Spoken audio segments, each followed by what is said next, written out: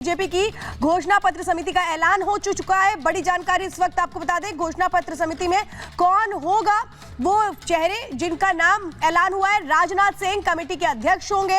ये बड़ी जानकारी इस वक्त आपको बता रहे हैं। वो कमेटी जिसको हेड करेंगे राजनाथ सिंह। घोषणा पत्र समिति का ऐलान इस वक्त हुआ है और जो नाम है वो आपको हम बता रहे हैं। तो बड़ी खबर आपको बता रहे हैं, इंतजार इसी पल का हो रहा था और समिति का ऐलान हो चुका है। घोषणा पत्र समिति का ऐलान, बड़ी खबर आपको बता रहे हैं, ये बड़ी खबर आ चुकी है और ऐसे में इसके बाद होगा उस संकल्प पत्र का ऐलान। देखिए तो आपको नाम बता देते हैं। राजनाथ सिंह जो है वो इसकी अध्यक्षता करेंगे। साथ ही इसमें श्रीमती निर्मला सीतारमण है, पीयूष गोयल है, अर्जुन मुंडा, भूपेंद्र यादव, अर्जुन राम मेघवाल, किरण रिजिजू, कुल मिलाकर 27 नाम है। आपको बता दें 27 नामों का यहाँ पर एक समिति तैयार हुई है। मुख्य तौर पर जो अध्यक्षता है वो राजनाथ सिंह करेंगे।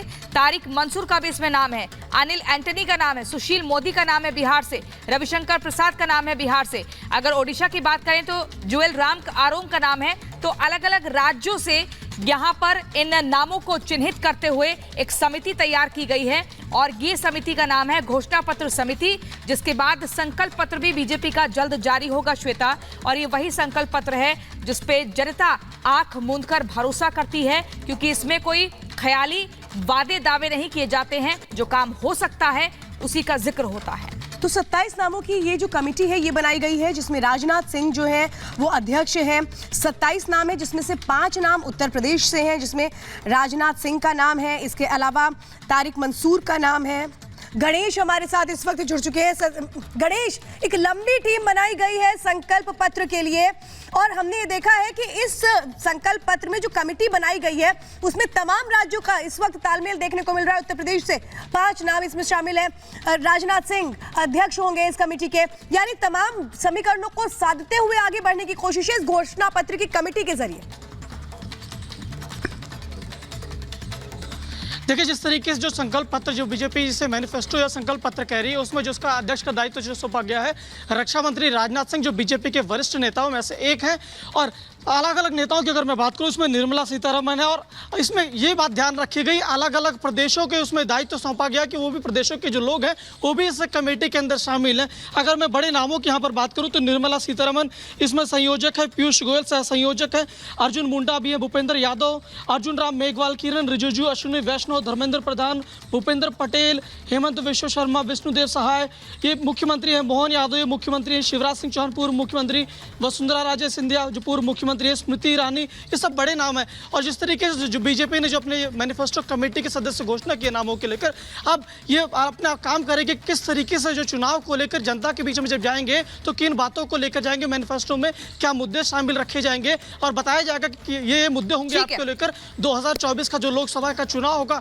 इस लोकसभा के चुनाव में जिस तरीके से जो पता चल रहा है, जो सूत्रों के जरिए अभी जिस तरीके से ज्ञान बहुत महत्वपूर्ण। बहुत बहुत शुक्रिया आपका, बहुत ही महत्वपूर्ण जानकारी आपने दी है। और बीजेपी की घोषणा पत्र समिति का ऐलान हो चुका है, 27 नामों का इसमें जिक्र है। बुलेटिन में आगे बढ़ेंगे और अगली बड़ी खबर अब आपको बताएंगे, मिट्टी में मुख्तार माफिया।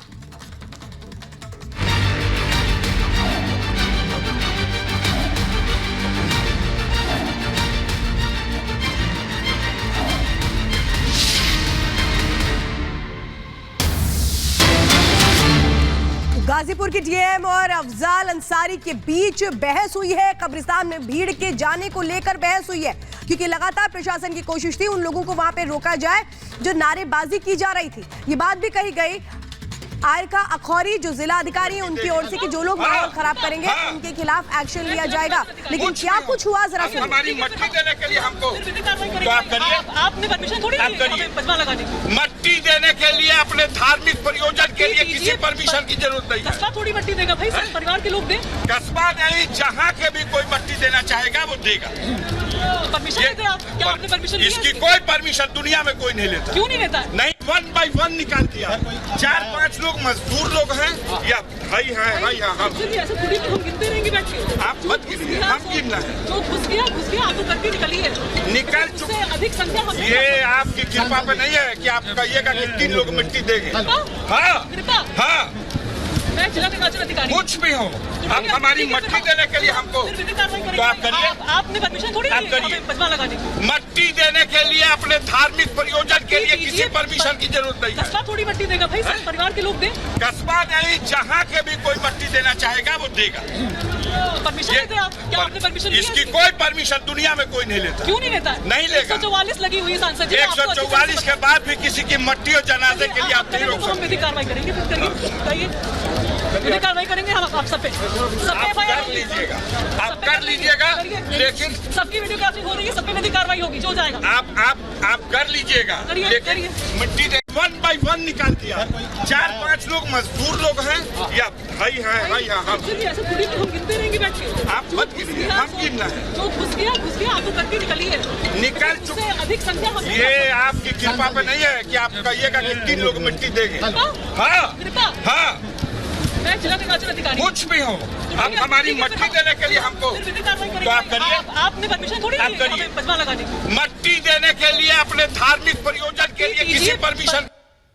सारा कार्यक्रम शांतिपूर्ण ढंग से हो गया है और सभी लोगों से अपील है कि शांति व्यवस्था बनाए रखें। चूंकि आदर्श आचार संहिता और सेक्शन 144 दोनों हैं तो उसका उल्लंघन करने पे कार्रवाई की जाएगी। जो कस्बे के लोग हैं वो आए हैं, वो नेचुरल है, वो आते ही, बट जिन्होंने नारेबाजी की है उन सबकी वीडियोग्राफी कराई गई है और सबके विरुद्ध कार्रवाई करेंगे। क्योंकि हम बार बार अनाउंस भी कर रहे थे आदर्श आचार संहिता है तो उसके अनुरूप सबको आचरण रखना चाहिए। जिसने भी उल्लंघन किया है उसके विरुद्ध विधिक कार्रवाई होगी, उसके विरुद्ध मुकदमा दर्ज कराया जाएगा।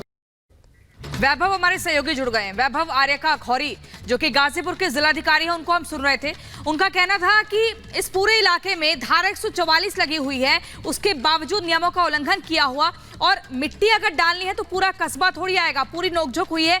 क्या इस मामले में आगे कार्रवाई होगी? क्या कुछ इस वक्त वहां मौजूदा स्थिति बनी हुई है? बिल्कुल, देखिए ये वाकया तब का है जब मिट्टी को लेकर वहां पर बहुत ज्यादा भीड़ हो गई थी और प्रशासन की परिवारजनों से इस बात को लेकर कहीं ना कहीं से पहले से तय था कि शुरुआत में सिर्फ और सिर्फ परिवार के सदस्य ही जो हैं वो मिट्टी देने जाएंगे ताकि किसी भी तरह से कानून व्यवस्था न बिगड़े। क्योंकि हजारों की संख्या में लोग उस वक्त मौजूद थे जो नारेबाजी कर रहे थे। न सिर्फ नारेबाजी कर रहे थे बल्कि पुलिस वाले और उन तमाम लोगों के बीच धक्का मुक्की भी हुई। इसी बात को लेकर अफजाल अंसारी ने दरअसल जो गेट दरवाजा था उस कब्रिस्तान का, उस दरवाजे से तमाम लोगों को जो है वो मिट्टी के लिए अंदर भेजने लगे। जिसके बाद डीएम ने इस बात को लेकर आपत्ति जताई और ये भी कहा कि कई लोग इसमें ऐसे भी हैं जो मिट्टी देकर कब्रिस्तान के अंदर ही ठहर जा रहे हैं, वो बाहर नहीं निकल रहे हैं कब्रिस्तान के। ऐसे में अंदर भीड़ बढ़ेगी तो कानून व्यवस्था बिगड़ने की कहीं ना कहीं से संभावनाएं बढ़ जाती हैं। और यही वजह है कि इस बात को लेकर अफजाल और डीएम आर्यका के बीच नोकझोंक होती है और वो ये कहते भी हैं कि बातचीत सिर्फ और सिर्फ परिवार को लेकर ही हुई थी कि परिवार के सदस्य ही मिट्टी देंगे और जिसको अंतिम दर्शन करना है वो घर के बाहर जहां पर आखिरी नवाज जो है वो अता की गई थी वहां पर ही सिर्फ और सिर्फ वो लोग जो हैं वो मुख्तार अंसारी के आखिरी दर्शन जो है वो कर सकते हैं। लेकिन नोकझोंक के बीच डीएम आर्यका वैभव, देखिए पूरी कोशिश यही थी प्रशासन की कि वहां पर माहौल खराब ना हो।